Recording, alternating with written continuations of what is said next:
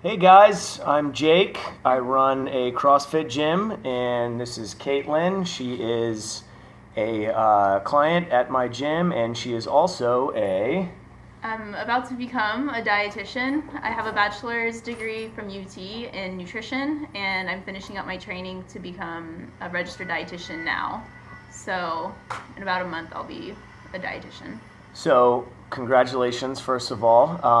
But the reason that we wanted to make a video today is because if you're like us and you do not live in a cave and you know other people, you probably know somebody who has seen the new documentary on Netflix called What the Health. Or you might have already seen it yourself. And we wanted to make a video addressing some of the claims that are portrayed in this documentary. So I wanted to be sure to be extremely clear off the bat that we are not anti-vegan. We are not anti-vegetarian. I am not pro anything other than good science and research being done in this field, as I'm sure Caitlin would agree with, and that is not what we saw represented in the movie, the documentary rather. The documentary tries to convince you through a number of means that a vegan diet is the best, it is the optimum human diet, and there are two arguments that I agree with in the documentary, and one of them is that confined animal feeding operations are bad. Completely agree with that. I'm not a fan of headless cloned chickens living in cages, eating their own crap, etc., etc. So completely agree with that statement. And I also agree that it is a problem that giant multinational corporations have such an influence with institutions like the American Diabetic Association, have these powerful lobbies in government. I do think that that's a problem and a legitimate concern that is raised by the documentary. Everything else is pretty much a steaming pile of misinformation, and so I wanted to make sure that before we go further, that you guys understand a couple of important points about some of the science that's presented in the documentary. So the first thing that I wanted to make clear is that there's a huge difference between an observational study, which is a study where many times people are self-reporting, right? How much chicken did you eat yesterday? Was it 4 grams? Was it 6 grams? Do you even know? What did you eat a week ago, right? You have no idea. So there's a problem. This is called recall bias. A lot of people in these studies don't actually remember what they've even eaten. And there's also a problem where in these studies people tend to report when they know that they're being watched or observed, they tend to report incorrectly. So a lot of people actually want these observational studies thrown out completely. But anyway, back to my point, there's a big difference between an observational study and a controlled trial study where you are limiting confounding factors in a study. So there's a really popular study that's cited about the dangers of eating red meat, which is done by the American Heart Association, I think, many years ago. And that study does not control for the fact that people who eat red meat also tended to smoke more, also tended to drink more, also tended to have these lifestyle factors that were not taken into account. And these are confounding factors that make the data in the study not quite so reliable. So that's the difference between an observational study and a controlled trial where you would eliminate those factors and you could say with beyond a shadow of a doubt, yes, red meat is the problem here. But as far as I know, do you know of any studies like that? Mm-mm. No? Okay. Anyway, if you've seen any, please post some in the comments for us. We'd appreciate it. So that's a big problem with the documentary. Another problem is confirmation bias, and simply put, confirmation bias means that you are setting out to find studies and cherry pick data to prove an outcome that you've already determined from the very beginning, right? So there's a famous study, the 7 countries study, that's quoted a lot by people trying to prove that eating meat is horrible and will kill you. The 7 countries study ignored, I think, 100 other countries that actively disproved what the point that the guy was trying to make. So that's just a bad study right there. But confirmation bias is looking for studies that support your particular viewpoint, right? If you are a vegan, as the filmmakers are, they only found studies that agreed with exactly what they were trying to say. And I think, Caitlin, you had some points to make about that, didn't you? Yeah, so the big issue with that is they maybe found a study that said, oh, feeding mice a vegan diet versus a meat or like a standard American diet resulted in lower rates of certain cancers or diseases. And first of all, like, humans aren't mice. What? I know. So they work completely differently from humans, which is why, like, you always have to take studies done with mice with a bit of a grain of salt, because it's not going to translate equally to people. And then another thing was that, again, with the cherry picking, so a study may be done that they chose for the film might have been done 10 other times, and those other 9 times had a completely different results than what the one study that the film showed. So right, because it said what they wanted it to say. Exactly. Yeah. So but the cherry picking data, it's the problem with it. And the problem, like one of my biggest problems with this film is that it's just using deceitful terminology and manipulative tactics to try and convince you that everything they're saying is absolutely true, and that they have this research to back it up, when just by saying, oh, a study showed that, okay, well, was the study repeated? Were the results repeated when they redid these studies? Were there many other similar studies that proved something or demonstrated something completely different? It doesn't go into that. It just picks the one study that says that this vegan diet or that it's high carb, low fat diet was the best diet. Right. So that's bad science, simply put. The other really big problem that I have with this film is that it only presents one option, right?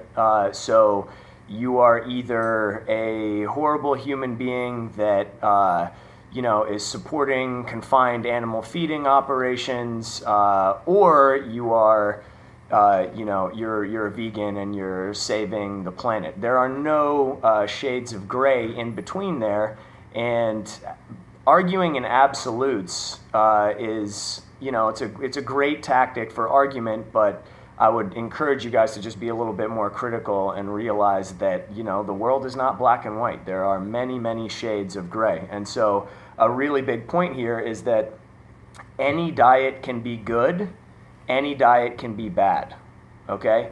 You can be a really bad vegan. You can find vegan food that is soup, potato chips, right? I could be a vegan that ate nothing but potato chips. That probably wouldn't be good. I could also be paleo and eat nothing but steak slathered in butter. That probably also isn't super great for my health, right? But those are extremes, and obviously nobody eats like that, right? I mean, I hope you don't. So you can see that arguing in absolutes is just not, it has no bearing on real life at all.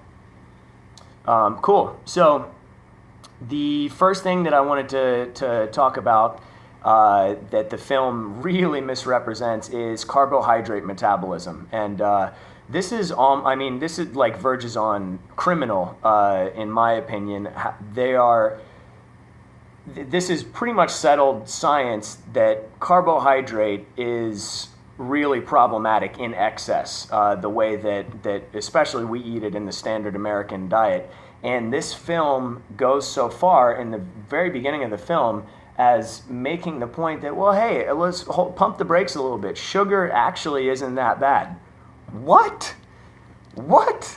And this is actually going to hurt people, right? People are going to believe this, and they're going to go out and, continue drinking soda and doing all this, eating foods that are extremely, extremely unhealthy due to their, hyper palatability. The sugar is through the roof. This is really bad. So I wanted to, we'll go ahead and pass it off to Caitlin for this and let them know. So, one thing that the film says that was accurate was that, eating a lot of carbs or sugar does not cause diabetes. Excess, being obese is a huge risk factor for diabetes, and that can be caused by excess calorie intake, which I think everyone knows. Right. That's what makes you fat. Shit. And that can be eating nothing but bread, or that can be eating nothing but avocado all day every day. So it's just excess calories. Eating more calories than you burn in a day will cause you to gain weight. This weight gain can lead to more insulin resistance, which is what will cause diabetes. So this film is saying that, first of all, it says it says animal fat from animal sources is what clogs what clogs up your insulin receptors and makes you insulin resistant, which there's studies don't show that. That's not what causes you to have insulin resistance isn't animal protein or animal fat. So it's excess sugar. So just to kind of demonstrate how complicated metabolism is and carbs and breaking down fats and proteins. So this is get it a little closer. Yeah. This little map is obviously impossible to read, but it has all of the pathways and ways that all the nutrients we take in, even phytochemicals and things like that, are broken down and used throughout your body and sent from one system to the other if it's needed. Because we humans are alive today because we're really good at metabolizing the energy we take in and using it where we need it. So if we need energy at that moment, the food you eat will get used, converted to energy. And if you are eating more than you need, whether that's you're eating a bunch of extra carbs every day, then you're eating more than you're burning off, then your body's really good at converting that and storing it as fat through the process of fatty acid synthesis. Right here. Yeah. So that's just something that really bugs me, because it kind of just makes it seem like, okay, fat just gets converted to fat, and then carbs are used as energy, which carbs can be converted to fat. Yes, they are used as energy, and they're also stored as glycogen in the liver and muscles. So the body has many different uses for carbohydrates. And then with fat's not just eaten and then it's just stored as fat in your stomach. It's used for it's a precursor for all of the amino acids. It's a precursor for many of your hormones like estrogen, testosterone. And it's also a part of cell membrane structure. So fats are not just converted to fat, and because he mentions carbs aren't the problem. It's fat, especially animal fat. But that's not what science shows. Right. Which is the big problem with the film. Yeah. Quick little aside there. There are essential proteins for life. There are essential fats. There are no essential carbohydrates. Your body can synthesize carbohydrate. It is not an essential nutrient. You can survive without eating it. All right, so let's move on here. something that's really sneaky that this film does is in the very beginning they also talk about the increased risk of colorectal cancer from eating processed meat. So they tell you that there's a 20% chance, 20% increased risk for eating processed red meat. Now, what they don't tell you is that that is a relative risk. So what that means is that if you're, the total rate, there's a 6% chance if you eat processed red meat that you are going to develop colorectal cancer. The background rate, if you do not eat processed red meat, is that there is a 5% chance that you are going to develop colorectal cancer. So there's an increase of 1% from 5 to 6. I know for my math whizzes out there, stay with me. 1 is what percentage of 5? 1 is 20% of 5. So this is a super sneaky way to manipulate data and make it seem like there's a vastly increased risk. Oh, you're 20 times more likely to get colorectal cancer. No, it just went from 5 to 6. Okay, so yeah, there's an increased risk there for sure, and I don't want to downplay that. But if you really had a point to make and you had integrity as a filmmaker, I don't think that you would do stuff like this. So, something else that's mentioned is that your arteries stiffen when you eat when you eat animal fats. Guess what? Your arteries stiffen when you eat anything. Anything you eat causes your arteries to stiffen, okay? So another point that's mentioned is heterocyclic amines, which is basically a byproduct of cooking food.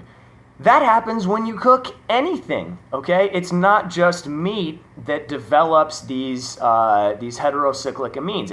If you brown vegetables in a pan, they also develop them. So this is just really like a shameless attempt to, just to manipulate people, and that's why we're making this video. So, something else that's mentioned is the dioxin content in meat, which in the film they say that the dioxin content in meat comes from the grass that these cows are eating, and dioxins are bad, right? In case we glossed over that. The dioxins actually come from incinerator waste that is being added to the cow's food in confined animal feeding operations. So this goes back to what I was talking about in the beginning of the video. There are gray areas, okay? What if I get my food from a farmer at a farmer's market, right? What if I get responsibly grown animal products rather than, a cow that's living in a 6x8 cage or whatever it is, and is being fed incinerator waste. There are other options. Another thing that's mentioned is complete proteins. They sort of poo-poo the idea that humans need complete proteins. You wanna jump in on that, Caitlin? So basically, like, meat will have all of the amino acids that you cannot produce yourself, because humans have essential and then non-essential amino acids. The essential amino acids are ones that we cannot produce or convert from other proteins within our body. So we have to get those in our diet. And not every plant item will have all of these essential amino acids. So essentially, like brown rice will have some and black beans will have some. If you eat those together, you'll get all the amino acids you need. And this again goes with you can do a vegan diet poorly, or you can do it in a healthful way. And making sure you're getting your amino acids you need is part of doing it in a healthful way. So when they're just like, don't worry about it. If you're vegan, just eat enough calories and you'll get the proteins you need. Okay, if you eat nothing but brown rice and apples, you're probably not going to get all those essential amino acids. But if you add potato chips, if you eat brown rice, apples, and potato chips, you'll be smooth sailing. The last point that literally made me laugh out loud when I was watching this documentary is the comparison of humans to elephants and apes. And basically the argument being made is that because gorillas are super strong, right, and all they eat is plants, then we should be able to become super strong by just eating plants. So I just want to point out that gorillas are different than humans. It shouldn't come as a shock that, I don't know. I mean, sometimes I'm at the grocery store and I'm like, oh shit, is that a gorilla? Oh no, that's just Matthew McConaughey shopping at Whole Foods. Sometimes it's hard to tell people apart from elephants and gorillas. We look so similar. So it should come as no surprise to any person with critical thinking skills that our digestive systems are different too. We have completely different enzymes. Cows have 4 stomachs, guys. All right, 4 stomachs. So we are completely different in the way that we metabolize foods. And as she was mentioning before, studies that are done in mice and rats can't always be compared to humans for these reasons, because our bodies are different, right? So anyway, did you want to say anything before we wrap this up? Because those were all if we picked apart the entire documentary, this video would almost be as long as the documentary itself. So we chose a few key points here just to illustrate our opinion, which is that this film is not a legit reason to become a vegetarian or a vegan, and I think that the only real reason to make that decision is if you love animals, right? And if you really do not, and that's not a decision I'm going to argue with. I want to be, again, super clear on that. I'm not anti-vegetarian. I'm not anti-vegan. If you are doing it for those ethical reasons, I believe that is a valid concern. But, from everything that we've mentioned to you guys and, all the data that is available, I think it's just not responsible to present this as the optimum human diet, and Yeah, and I also want to say that in the documentary, it kind of has this revelation where, oh my gosh, eating a good diet will prevent disease and can reverse disease, and that the doctors don't know this, and they don't tell patients this, and no one in America knows that diet is connected to disease. When, no, we know this. I did a 10-week clinical rotation with my dietitian training, and every time someone would come in with newly diagnosed like diabetes or kidney disease and things like that, I would have all my little education materials, and I'd go into their room and ready to just educate them on the diabetic diet or whatever diet they needed to be taught about. And they would just be like, oh yeah, I think I already have these. I've heard about this before. Like my doctor told me about it when I got diagnosed with pre-diabetes, but I just didn't make the changes. And that's the problem with this like filmed conclusion, is that it assumes that everyone will just like eat a perfect diet if they knew that it would prevent like diabetes or heart disease, when that's not the case, because people are already aware that poor diets cause disease and heart disease and like weight gain, things like that, and they still eat terribly because they don't want to give up their food. And that's a lot of the people that I talked to during my clinical rotations. Was I would give them this whole list of foods and help them make meal plans or recipes, and they were just like on the fence whether they were really going to stick to it or not, even though it's for their health, because people in general don't want to give up their way that they live or the foods that they like because they taste good. Right.